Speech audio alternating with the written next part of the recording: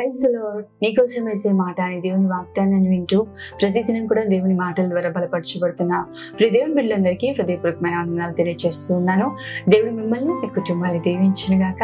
ఈ రోజంతా దేవుని విశేషమైన కృప, ఆయన బలమైన సన్నిధి మీకు తోడుగా ఉండును గాక. ఈ రోజు దేవుని మాటలు మనందరం కూడా చూద్దామా. యెషయా గ్రంథం 41వ అధ్యాయం 10వ వచనము. భయపడకము, నేను నీ దేవుడినై ఉన్నాను. ఆమె నిశ్చయంగా ఒకసారి బిగ్గరగా ఆమె అని చెప్పండి. దేవుని బిడ్డ, దేవుడు ఎంత అద్భుతమైన రీతిగా మనతో మాట్లాడుతున్నాడు చూసారా. భయపడకము, నేను నీ దేవుడినై ఉన్నానని. నిజమే, భయపడుతున్నావా? నీ చుట్టూ ఉన్న అనుభవాలు, నీ చుట్టూ ఉన్న పరిస్థితులు, నీ వ్యక్తిగత జీవితంలో నువ్వు ఎదుర్కొంటున్న పోరాటాలు బైబిల్ గ్రంథంలో 365 సార్లు భయపడకము అని రాయబడి ఉందంట. నిజమే, ప్రతిదినము దేవుడు మనతో మాట్లాడుతూ ఉన్నాడు. భయపడవద్దు.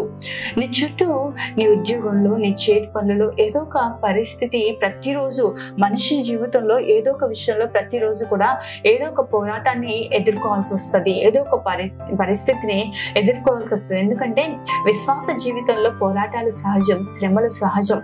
అయితే వాటన్నిటిని చూసి భయపడే వారిగా మనం ఉండాలా అంటే లేదు, భయపడకూడదు. ధైర్యంగా ఉండాలి ప్రియ దేవుని బిడ్డ. ఎందుకంటే దేవుడు ఆయన చెప్తా ఉన్నాడు, నేను నీ దేవుడినై ఉన్నాడు. నిజమే, మనం ఆరాధిస్తున్న దేవుడు ఎటువంటి దేవుడు తెలుసా?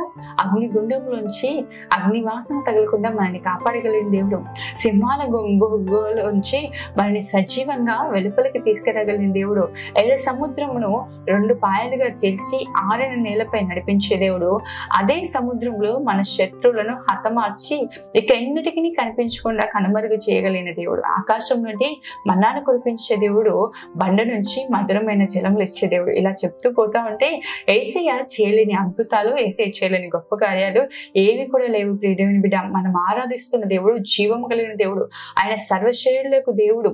నిశ్చయంగా ఆయనకు అసాధ్యమైంది ఏదీ లేదు. ఆయన ఎల్షదాయ్ అయిన దేవుడు.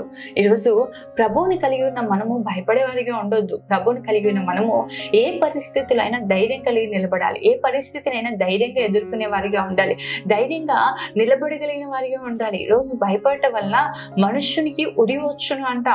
యోబు కూడా చెప్తా ఉంటాడు కదా, ఏది నాకు బహుగా భీతిని పుట్టించిందో, ఏది నన్ను ఇబ్బంది కలగచేసిందో అదే నా జీవితంలో నెరవేర్చబడింది. ఈరోజు చాలా మంది భయపడటం ద్వారా ఏం జరుగుతుంది అంటే, వారు ఏదైతే భయపడుతున్నారో, ఏదైతే కంగారు పడుతున్నారో అదే వారి జీవితంలో పొందుకుంటున్నారు. నువ్వు భయపడాల్సిన అవసరం లేదు ప్రియ దేవుని బిడ్డ.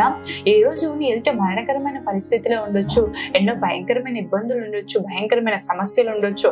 అయినప్పటికీ నువ్వు ధైర్యం తెచ్చుకొని నిలబడు. ఎందుకంటే ఆయన మనకు దేవుడిగా ఉన్నాడు. యెహోవా తమకు దేవుడిగా గల జనులు ధన్యులు అని మాట్లాడుతూ ఉంటాడు. నిజమే, దేవుని కలిగి ఉండటం గొప్ప ధన్యత, ప్రభువుని కలిగి ఉండటం గొప్ప భాగ్యం మన జీవితంలో. కాబట్టి దేవుని కలిగి ఉన్నందుకు ధైర్యం కలిగి జీవించండి. తద్వారా గొప్ప కార్యాలు మీరు కన్నులారా చూస్తారు. మనం చూసినట్లయితే సౌలు యొక్క సైన్యం అంతా, ఇశ్రాయేలు సైన్యం అంతా కూడా గొల్యాతును చూస్తూ భయపడుతూ నిలిచిపోయారు. కానీ దావీదు ఒక్కడే ధైర్యంగా గొల్యాతును ఎదుర్కోవడానికి వెళ్ళారు. తద్వారా దేవుడు దావీదు పక్షాన నిలబడి జయాన్ని ఇచ్చాడు. నువ్వు భయపడుతూ దాక్కున్నన్ని రోజులు నీ జీవితంలో జయం చూడలేవు. ధైర్యం కలిగి ఏ పరిస్థితినైనా నేను ఎదుర్కోగలుగుతాను, ప్రభు నా పక్షాన ఉన్నాడు నిలబడు. దేవుడు మన పక్షాన ఉండగా మనకు విరోధి ఎవడు? నిశ్చయంగా గొప్ప కార్యాలు, గొప్ప విజయాలు నువ్వు కన్నులారా చూస్తావు. ఆమె ప్రార్థన చేసుకుందాం. మహోన్నతుడైన తండ్రి, సర్వశక్తి మంత్రమైన దేవా, సర్వాధికారి, నీకే వందనాలు, స్తోత్రాలు ప్రభువా. ఈ ఉదయం మీరు మాకు ఇచ్చిన వాగ్దానాన్ని బట్టి వందనాలు ప్రభువా. ఈ మాటలు ఎంతమంది అయితే విని ధైర్యం తెచ్చుకొని ప్రభువా నిన్ను కలిగి ఉన్నందుకు అయా నీ బిడ్డలు ధైర్యం తెచ్చుకొని నిలబడుతుండగా వారి జీవితాల్లో గొప్ప విజయాలను మీరు అనుగ్రహించబోతున్నందుకు స్తోత్రాలు. ప్రతి కార్యాన్ని సఫలపరిచి మేలు చేత బిడ్డలు మీరు తృప్తిపరచబోతున్నందుకు వందనాలు ప్రభువా. బిడ్డని దీవించండి, కుటుంబాలను ఆశీర్వదించండి, క్షేమాన్ని, దీవెనను, కృప వెంబడి కృపను బిడ్డలకు మెండుగా అనుగ్రహించమని యేసు నామములో అడుగుతూ ఉన్నాను తండ్రి. ఆమేన్. దేవుడు మిమ్మల్ని, మీ కుటుంబాన్ని దీవించి అత్యధికమైన గొప్ప కార్యాలు దేవుడు జరిగించును గాక. ఆమేన్. God bless you.